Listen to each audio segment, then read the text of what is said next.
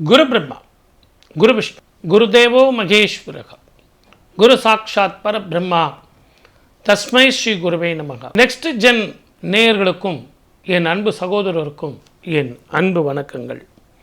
2026 தமிழ் வருட பிறப்பு எப்படி இருக்கும்? இந்த தமிழ் வருடத்திற்கு என்ன பேர்? 60 வருஷத்தில் இது எத்தனாவது வருஷம் அப்படிங்கிறதுலாம் இந்த நிகழ்ச்சியில் பார்க்க போகிறோம். இது எல்லாத்த விட பொது பலன்கள் எப்படி இருக்கும் அப்படின்னா, பராபவ வருடம் அப்படிங்கிறது இந்த வருஷத்தினுடைய பேர். 60 வருடங்கள் தமிழ் வருடங்கள்னால் இதில் இது 40வது வருடமாக வருது. இடைக்கால சித்தர் அருளிய அந்த பாடல்களை வச்சு தான் நாங்கள் எல்லாருமே பலன்கள் சொல்கிறோம். ஆனால் இந்த ஜாதகத்தில் இப்போ நம்ம கவனிக்க வேண்டியது என்ன அப்படின்னு கேட்டிங்கன்னா, இந்த வருஷம் பிறக்கும் பொழுது ராஜாவாக வருவது யார்? குரு. மந்திரியாக வருவது செவ்வாய். குரு உச்சம் பெறுகிறார். 12 வருஷத்துக்கு ஒரு முறை கடகத்தில் போய் உச்சம் பெறுகிறார். உச்சம் பெற்ற குருவோடு 18 வருஷத்துக்கு ஒரு முறை கேது வந்து சேருகிறார். இதை எல்லாத்த விட 7.5 சனியில் இருக்கிற மீனராசிக்கு 9ஆம் பார்வையாக பார்க்குறார். குரு தன் வீட்டையே தானே பார்க்க போகிறார். இப்படி சுப பலன்கள் நான் நிறைய சொல்லிக்கிட்டு போனாலும், சனியும் செவ்வாயும் சேரும் காலமும் தனுசுலையும் மகரத்திலையும் கும்பத்திலையும் மீனத்திலையும் 4 கிரகங்கள் சேர்க்கையும், யாரெல்லாம் யார் கூட சேரக்கூடாதோ அவங்க எல்லாம் சேர்ந்துருக்காங்க. ஆகவே நீரினால், நெருப்பினால், இயற்கை அழிவுகளால், போர் பதட்டத்தினால், வேற்றுமொழி இனத்தவர்களால், தீவிரவாதத்தால் நிச்சயமாக பிரச்சனைகள் வரும். முதல் 6 மாதம் உங்களுக்கு வறட்சியாக இருக்கும், நீர் பஞ்சம் இருக்கும். அடுத்த 6 மாதம் உங்களுக்கு வெள்ளமாக இருக்கும். மொத்தத்தில் கவனமாக இருந்தால் நல்லா இருக்கும். இந்த ஆண்டு உங்களுக்கு 2026 ஏப்ரல் மாதம் 23ஆம் தேதி தேர்தல் வருது. அதுக்கு அடுத்து பார்த்திங்கன்னா மே மாதம் 4ஆம் தேதி உங்களுக்கு அக்னி நட்சத்திரம் ஒவ்வொரு வருஷம் ஆரம்பம். 4ஆம் தேதி கரெக்டாக ஆரம்பிச்சிடும். 28 நாள் அக்னி நட்சத்திரம் இருக்கும், முன்பாதி பின்பாதி. அப்போ 4ஆம் தேதி அன்னைக்கு உங்களுக்கு ரிசல்ட் வருது. ஆகவே இது எல்லாம் இப்படி இருக்கே அப்படின்னா கொஞ்சம் சர்வ ஜாக்கிரதையாக இருக்கணும். மக்கள் செல்வாக்கு உள்ளவர்கள் தான் ஆட்சிக்கு வருவார்கள்னு கூறி இந்த ஆண்டு உங்களுக்கெல்லாம் சிறப்பான ஆண்டாக வரணும். சந்தோஷமாக வாழணும். ஆயுள், ஆரோக்கியம், ஐஸ்வர்யம், மன நிம்மதி, சந்தோஷம் எல்லாம் வரணும். வாழ்க வளமுடன்.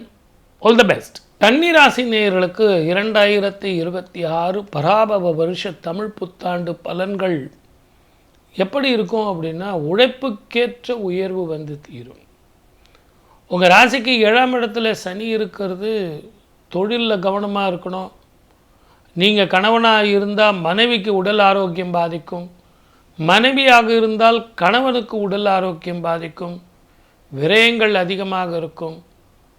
உங்கள் குழந்தைங்களுக்காக நீங்கள் வெளிநாடோ வெளி மாநிலமோ அல்லது இங்கேயே மேல் படிப்புக்கோ பேங்க் லோனோ அல்லது வெளியே ரொம்ப அதிக வட்டியில் கடன் வாங்குகிற மாதிரி ஒரு சூழ்நிலை வந்து சேரும். வேற்றுமொழி இனத்தவர்களால் லாபங்கள் வந்தாலும் அவங்களால தான் பிரச்சனை வரும். சனி செவ்வாய் ஒரே வீட்டில் இருந்து 7ஆம் பார்வையாக உங்களுக்கு உங்கள் வீட்டை பார்க்குறார். ஆகவே உடல் ஆரோக்கியம் சொன்ன பயணத்தில் கவனமாக இருக்கணும். நான் நேற்று வரைக்கும் சார் குளிச்சுட்டு வந்தேன், கீசர் எடுத்தேன் அப்படின்னு சொன்னால், இன்றைக்கி அந்த கீசரை வந்து ஆஃப் பண்ணுறது குளிச்சுட்டு வந்து ஆஃப் பண்ணாதீங்க. அதை பண்ணிங்க அப்படின்னா பிரச்சனை வரும். அதே மாதிரி நான் ஜாயின்ட் கையெழுத்து போகிறேன், அடுத்தவனுக்கு வந்து பஞ்சாயத்து பண்ணுறதுக்காக நீதி சொல்கிறதுக்கு போகிறேன் அப்படிங்கிறதுல இந்த காலத்தில் வேண்டாம். பொறுமையாக இருங்க.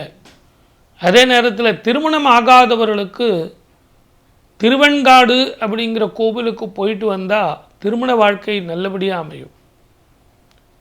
நீங்கள் உங்கள் உடல் ஆரோக்கியத்தில் வந்து பிபியும் சுகரும் ஏறாமல் பார்த்துங்க. நிறைய வாக்கிங் போங்க.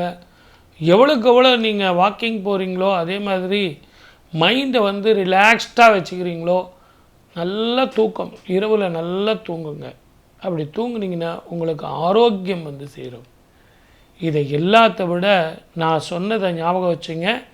பயணத்தில் கவனமாக இருங்க, விரயம் பண்ணாதீங்க. இரண்டாவது அந்த வருடத்தில் 6 மாதம் கழித்து பார்த்தீங்கன்னா வெளிநாடோ வெளி மாநிலமோ வெளி ஊருக்கோ போகக்கூடிய வாய்ப்புகள் வரும். நான் விசா கிடைக்குமா சார், பிஆர் கிடைக்குமா சார், நான் ஃபாரினில் இருக்கேன் அப்படிங்கிறவங்களுக்கு எல்லாருக்குமே ஒரு அற்புதமான காலம். தாயினுடைய உடல்நிலையில் முதல்ல அக்கறை வேணும். மருத்துவ செலவு வரும், மிக கவனமாக இருக்கணும். மறுபடியும் சொல்கிறேன், கணவன் மனைவி பிரச்சனையில் முடிஞ்ச வரைக்கும் ஆர்கியூமெண்ட் பண்ணாதீங்க, விட்டு கொடுத்து போங்க. வெளியே எவ்வளவுதான் உங்களுக்கு லாபம் வந்தாலும் வீட்டில் நிம்மதி இருந்தால் தான் ஜெயிக்க முடியும். அதை மனசில் வச்சு செஞ்சீங்க அப்படின்னா இந்த வருடம் உங்களுக்கு பொன்னான காலமாக இருக்கும். வாழ்க வளமுடன். All the best. 12 ராசிக்காரர்களுக்கும் நான் பலன் சொல்லியிருக்கேன். தயவு செஞ்சு இதை கவனமாக பாருங்கள். தானங்கள், தர்மங்கள், யாகங்கள், யஜ்ஜங்கள் தான் நம்ம வாழ்க்கையில் சில பரிகாரங்களாக இருக்குது. அதனால்தான் கோயில் இல்லா ஊரில் குடியிருக்க வேண்டாம்னு பாட்டி சொன்னான். தயவு செஞ்சு யாருக்காவது கொஞ்சம் கம்மியாக இருந்தது அப்படின்னா உங்கள் சுய ஜாதகத்தை பாருங்கள். இது பொது ஜாதகம், ஒரு இன்ஸ்டன்ட் ஃபுட்டு உங்களுக்கு அப்படி கலக்கி கொடுக்குறோம், ஹார்லிக்ஸ் மாதிரி. அப்போ உங்கள் சுய ஜாதகத்தில் இப்போ என்ன மகாதசை நடக்குது, ஏழரை சனி எப்படி இருக்குது, குரு பார்வை இருக்கா அப்படிங்கிறத கேட்டுக்கிட்டு கோயில்களுக்கு போய் தான தர்மம் செஞ்சு பராபவ வருஷம் புத்தாண்டு உங்களுக்கும் உங்கள் குடும்பத்தாருக்கும் ஆரோக்கியம், ஐஸ்வர்யம், மன நிம்மதி, சந்தோஷம் எல்லாம் பல்லாண்டு பல்லாண்டு வாழணும் என்று வாழ்க வளமுடன். All the best. சகல சௌபாகியம் பெறும் இந்த நிகழ்ச்சியை ஏற்பாடு பண்ணி கொடுத்த இவர்களுக்கும் என்னுடைய அன்பு கலந்த நன்றியும் வணக்கமும். சர்வே ஜனா சுகினோ பவந்து.